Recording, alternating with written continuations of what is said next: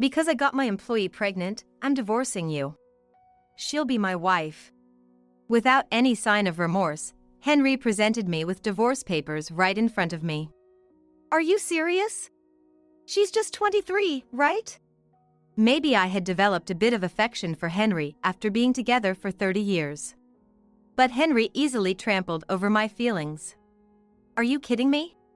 Unlike you, a stay-at-home wife, I'm the president of a company.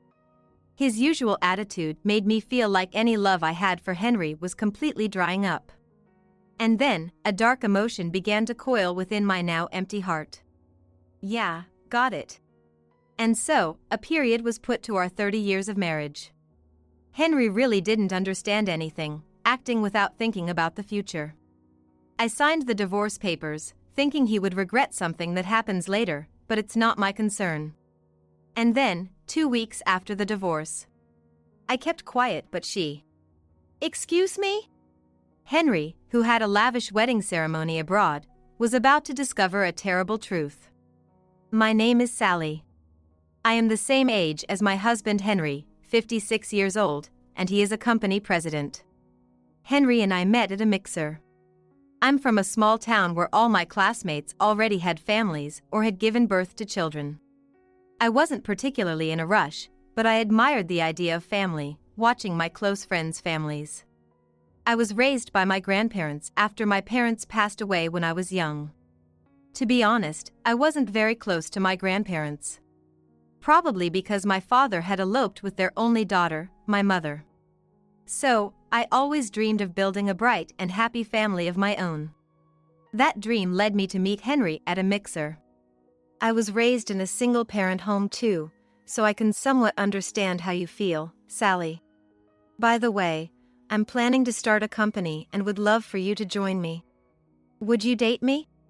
I think we could make it work, with someone as intelligent and goal-oriented as you. I was drawn to Henry's straightforward words and agreed to date him. That was when my fate's gears started to slip, I believe. We dated with the intention to marry and did so successfully when we both were 26. 30 years have passed since then, living our life together. We didn't have children. Because we couldn't conceive.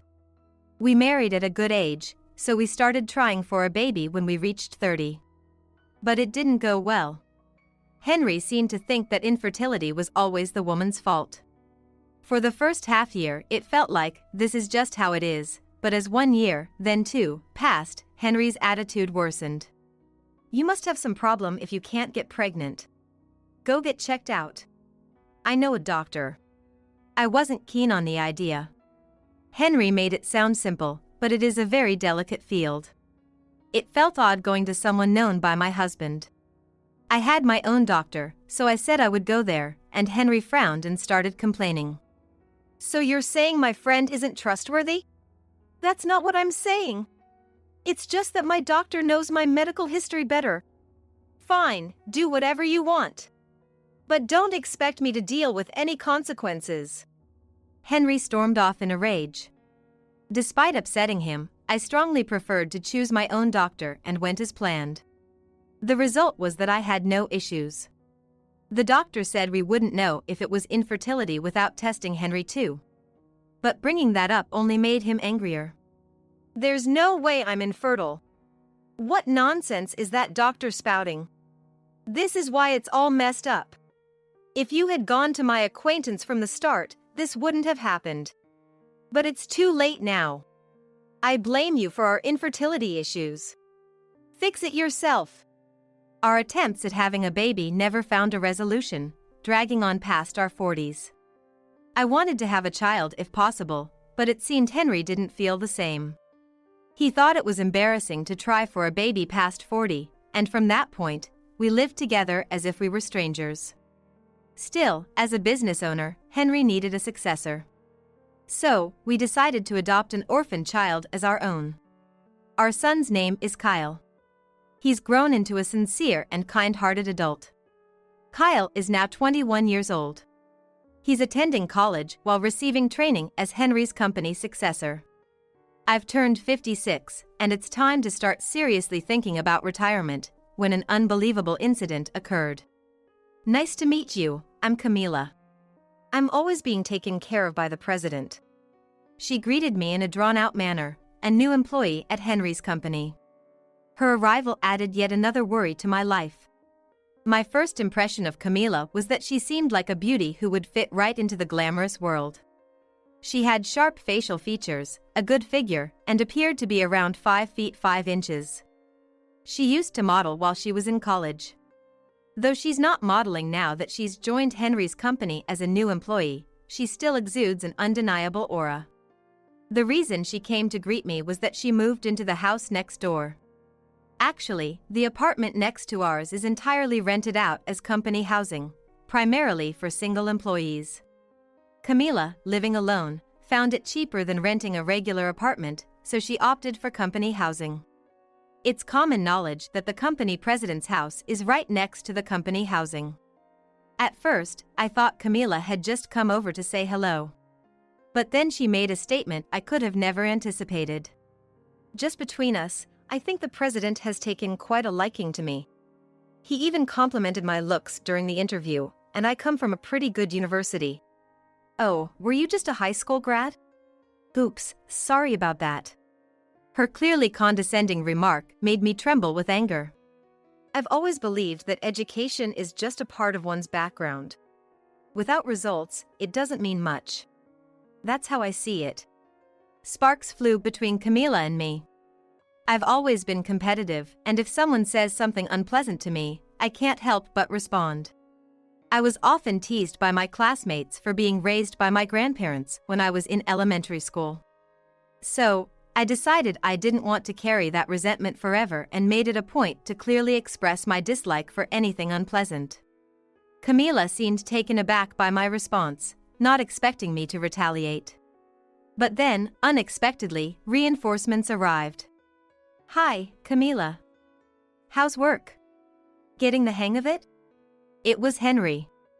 Of course, he wasn't on my side but rather supported Camila, whom he doted on.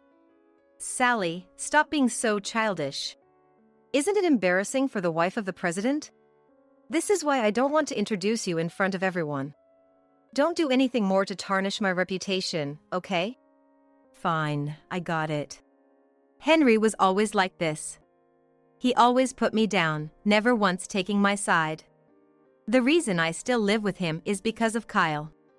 Kyle is still in his second year of university and needs to attend for about another year. But once Kyle enters the workforce, I won't have any obligations to Henry, and it might be time to end our relationship. So, I just need to endure for less than 2 more years. That's why I continued to live in what seemed like a marriage of convenience with Henry. However, the arrival of this new employee, Camila, would unexpectedly throw my plans off course. Less than a year after Camila moved into the company housing, I discovered something serious. Henry. Do you like Camila that much? Of course. A young girl like her is cuter and more likable than some old lady. Henry had said he couldn't come home that day due to an important business deal. So, I decided to dine out alone. It's been a while since I was alone, so I thought I'd have a drink. While walking through downtown, I witnessed Henry and Camila walking arm in arm. And I was speechless when I saw the building they entered. Henry was definitely having an affair with Camila. From that moment, I started making moves in secret, careful not to let Henry or anyone else catch on. Months passed, and one day, Henry said with a creepy smile, "Because I got my employee pregnant, I'm divorcing you. She'll be the president's wife." It was clear he was talking about Camila. I glared at Henry in silence. Then, without any hint of guilt, he thrust the divorce papers in front of me. "Are you serious? She's only 23, isn't she? And for a new employee to get pregnant with the boss's child, that's unheard of. Whether she becomes the wife of the company president or not, that's irrelevant. Do you seriously think you can take responsibility for her life?" After 30 years together, I had developed some feelings for Henry. I tried to warn him with that sentiment, but Henry was not thinking at all and instead complained to me. "Are you joking? I'm the president of a company. As long as I'm here, Camila won't be threatened, and I can support her.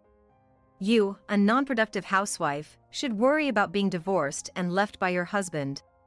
Feeling his usual attitude, I could sense any love I had for Henry drying up completely. And then, dark emotions began to coil inside my emptied heart. Yeah, okay. If you say so, I won't stop you. Just make sure you have no regrets.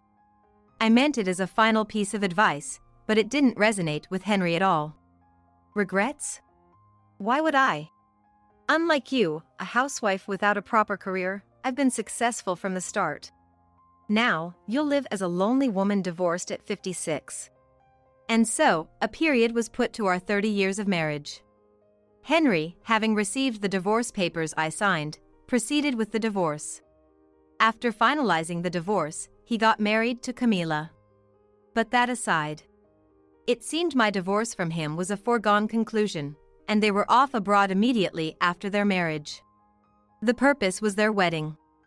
Perhaps unable to invite employees to a wedding that stemmed from an affair, they held a modest yet grand ceremony. I wonder how much they spent. After their wedding ceremony abroad, they enjoyed their honeymoon and returned home in about 2 weeks. After the divorce, Henry moved out, perhaps buying a condo somewhere to live with Camila. However, realizing he had forgotten something, he returned, and I greeted him with a thin smile, asking, "Have you been checking your credit card statements properly?" Taken aback by my sudden question, Henry's face showed utter displeasure. But his expression fell on my next words. "I've kept quiet, but she..." "What?" "Seems she's hooked on a guy." "What?" "No, what are you suddenly talking about? That's impossible, she's a pure maiden." Seeing Henry say that sent a chill down my spine. Regardless of what anyone says, the fact that Camila was spending on nightclubs remains unchanged. Facing a disbelieving Henry, I placed a photo in front of him. To my surprise, Henry let out a silent scream. Thought cheating and divorcing was the end of it? Thought a housewife like me wouldn't do anything due to lack of knowledge? Unfortunately, I've been preparing to make you two pay for a long time. I've meticulously prepared such photos. Henry, with trembling hands, managed to pick up the photo and scrutinized it. "This blonde man is the guy?" "Yeah." "Supposedly from one of the nightclubs downtown. Camila seems to have enough money to afford playing like this. Judging by the empty bottles around, it looks like she's spent well over $20,000. $20,000! There's no way Camila has that kind of money." Echoing my words, Henry clutched his head. Then, as if snapping back to reality, he began checking his credit card statements. His face turning increasingly pale. As I suspected, Camila had been using Henry's credit card to lavish money. For her, it's like having an ATM that doesn't use her own money, but showers her with attention. Indeed, Henry had been completely deceived by her. Realizing this, he looked up at me and said, "Can I report this as unauthorized use to the credit card company?" "That's impossible." "She's not underage, a full 23 years old, and was your spouse. It's not like she stole the card, you allowed her to use it freely, right?" With that, Henry, with a pained expression, continued, "I gave it to her for living expenses, thinking she'd spend a few thousand, maybe $20,000 at most. But to spend it on a nightclub? Unbelievable, what's happening?" He lamented, but it was his own doing. Not seeing her true nature and giving her a credit card with a limit over $20,000 was my mistake. I could only respond with a wry smile to such a ridiculous event. A few hours later, I got a call from Camila. "Hey, is it true you've been snooping around behind my back?" "When I got home, Henry showed me the photos and scolded me." "Unbelievable." "Really, can you stop doing this because of your ugly jealousy?"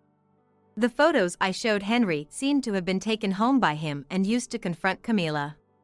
She must have been scolded severely, as her usual act was nowhere to be seen. I almost laughed. Both Henry and Camila were at fault. "Because you cheated and stole my husband, doing this much is only fair, right? You might escape blame without concrete evidence of your affair, which is why I asked a detective to leave no stone unturned for indisputable evidence, be it photos or recordings. I replied calmly. Camila seemed to be grinding her teeth on the other end of the phone. After a few seconds of silence, she snorted and said, "Fine, whatever. This is defamation against me, and I'll sue you for it." "Excuse me?" I couldn't help but let out a disbelieving sigh. Did she truly understand the meaning of defamation when she said that?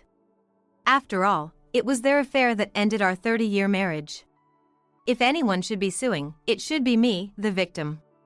But Camila's misguided statements didn't stop. "I have the ultimate ATM in Henry. Just a few tears, and he's back on my side, and you'll be nothing but a distant memory.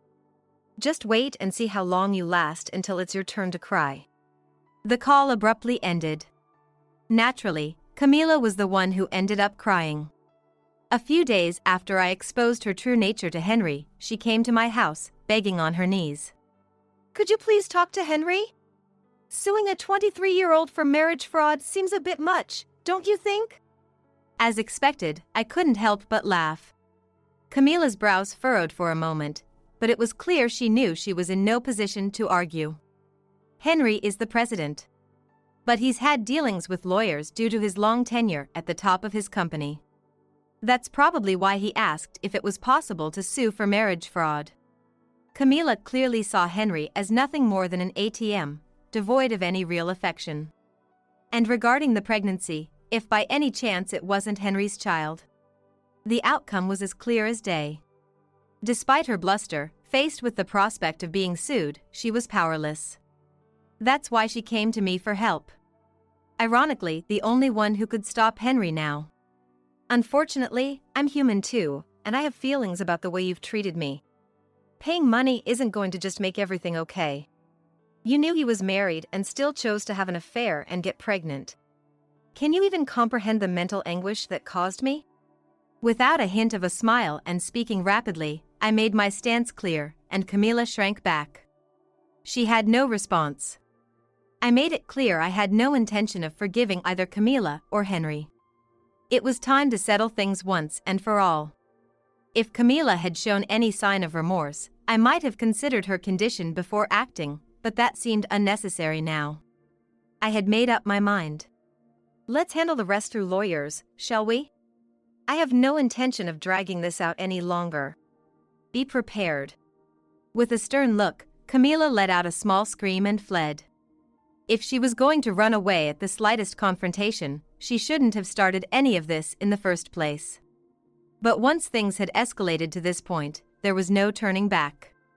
A few days later, Henry came to my house. He approached me with a plastered-on smile, begging for reconciliation. The audacity was astounding.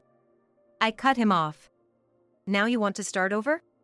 What kind of nerve do you have? And I asked you, didn't I? If you could take responsibility for her life after getting a 23-year-old pregnant." "Well, that. I never thought she could be such a schemer. Using my card to splurge on nightclubs and buy luxury goods at will. Thanks to her, my savings dropped by about $100,000. Hearing this was music to my ears. Grinning, I said, "That was our joint savings, right? Just so you know, we need to split the amount at the time of our divorce. If I remember correctly, we had about $400,000 saved up as a couple, right? I'll be taking $200,000 as part of the property division. Unfortunately, your share of $200,000 has been spent by Camila, leaving you with just $100,000. Henry started to get angry. He argued that it was force majeure that Camila spent the money, so we should split the remaining $300,000, which was an utterly selfish argument to me. Considering he was the one who cheated, he had no right to dictate terms, especially since his affair partner had squandered our savings on nightclubs and other frivolities. I also reminded him of something critical he seemed to have forgotten. I checked with the lawyer, and dividing the $400,000 at the time of our divorce is a done deal. Moreover, Henry, you need to be prepared to step down from the top of the company." "What? No, the divorce and the company are unrelated, right? The company is mine, I built it. As for the property division, As he was speaking, the door to the living room opened. And there stood Kyle. Dad, I'm disappointed in you. Resorting to using company funds because you don't want to pay out of your own pocket for Camila's extravagant spending. At that moment, Henry's demeanor completely changed. He must have thought he could bluff his way through with me. But Kyle's arrival and his statement put Henry in a tight spot. As Kyle said, Henry had been dipping into company funds. Not just a few $100,000 but over $200,000. You know, I've been studying economics and business management at university while working in the company's accounting department, right? I noticed something was off and conducted an internal investigation, which revealed you've been funneling company money into your personal accounts. Kyle said this while presenting irrefutable evidence. Realizing he couldn't talk his way out of it, Henry, like Camila, began to grovel for forgiveness. I was wrong, I admit it. So, Kyle, can you look the other way? I'm your father, after all. Sally, we've been married for 30 years, be a little kinder to me. Please. Such a shallow apology was worthless. Kyle and I remained unmoved. The decision to remove him from his position had already been agreed upon among the board members. By the time he realized it, it was too late, and all Henry could do was cry and apologize profusely. Then, unexpectedly, Camila burst in. I knew you'd be here. Since the thing came out, you haven't come back to the apartment, and you've been avoiding me at the company. Fine, I'll divorce Henry. The child is definitely yours, so I'll be expecting child support. Camila, red-faced with anger, was not rebuked by me or Henry, but by Kyle. Do you know why I became my parents' adopted child, Camila? Huh? Because this woman was infertile. My mother wasn't infertile. The infertile one was my father. The atmosphere froze at that moment. After starting infertility treatment, I received no cooperation from Henry. Perhaps he might be infertile, but without his cooperation for testing, there was nothing I could do. I had given up at that time, but now, I couldn't shake off my suspicion. When Camila got pregnant, I was in my early 30s, not much older than her current age of 23. The difference in pregnancy rates isn't significant until about 35.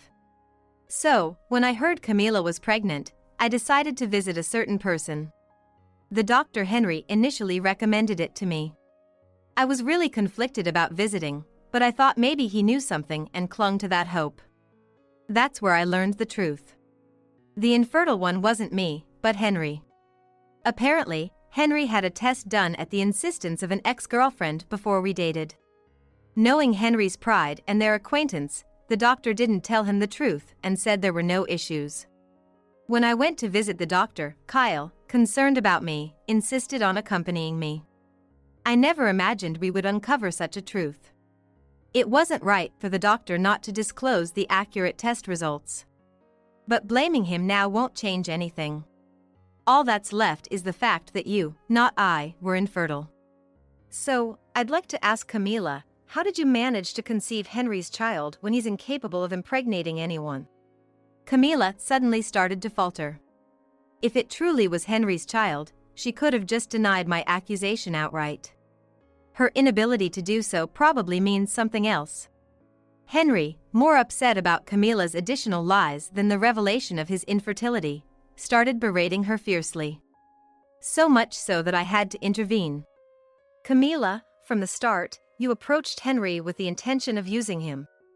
That's an undeniable fact. I understand why you're angry, Henry, but let's not forget you cheated on me first. That's also a fact.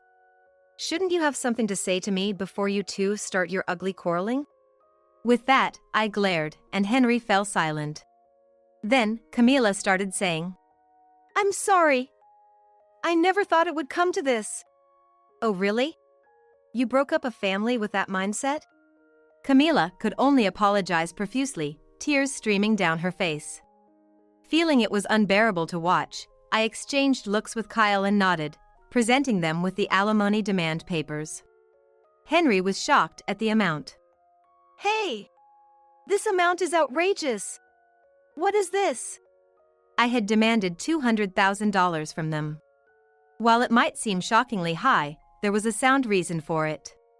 Henry, despite being a CEO, hadn't provided me with any living expenses for the past 10 years. I had to use the $200,000 I inherited from my parents for our living expenses and Kyle's education costs, leaving me with no personal savings.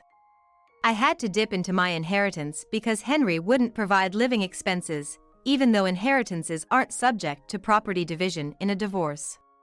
This was a clear case of duress. I researched past cases to see if anyone in a similar situation had received alimony.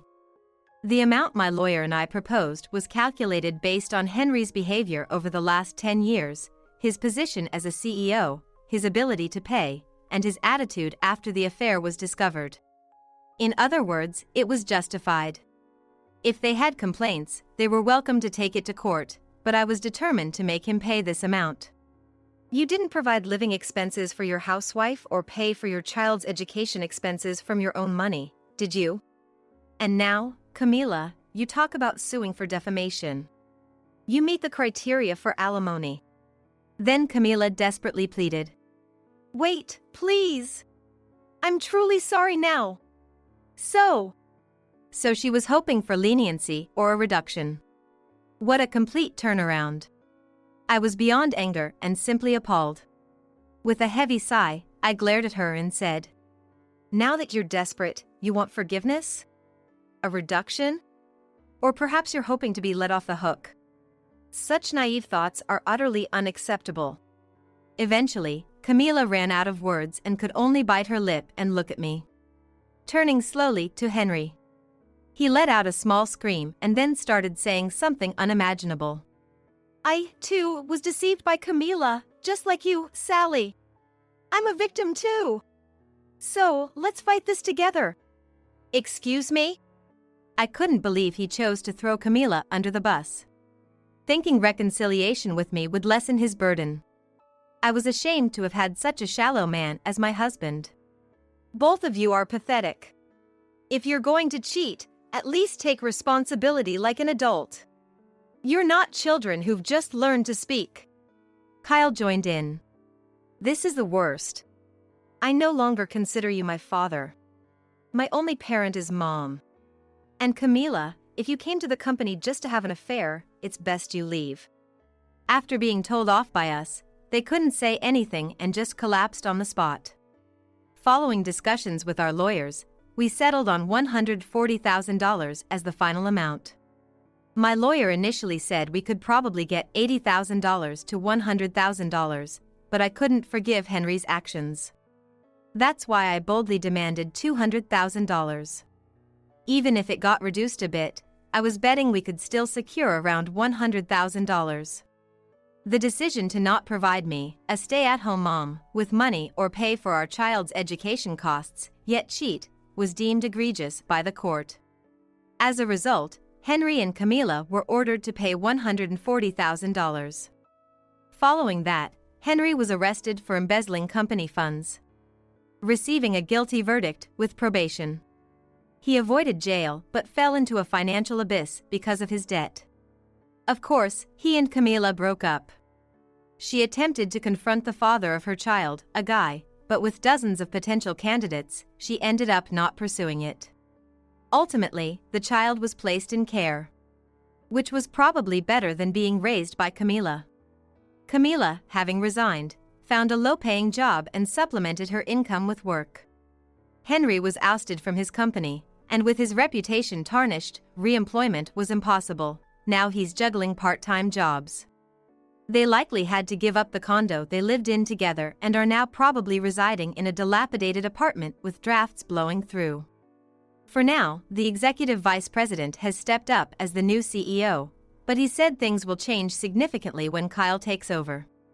Despite the company suffering significant damage, everyone is now united in moving forward. I managed to secure money and the house in the property division, but I eventually sold the house and now live in a small apartment. It feels more peaceful this way. Kyle has graduated from college and is now respected within the company. These past 10 years, along with the divorce period, have been tumultuous because of Henry, but I'm looking forward to enjoying my retirement in peace. I'm excited to see what the future holds for Kyle, who, unlike his irresponsible father, has grown into a straightforward and honest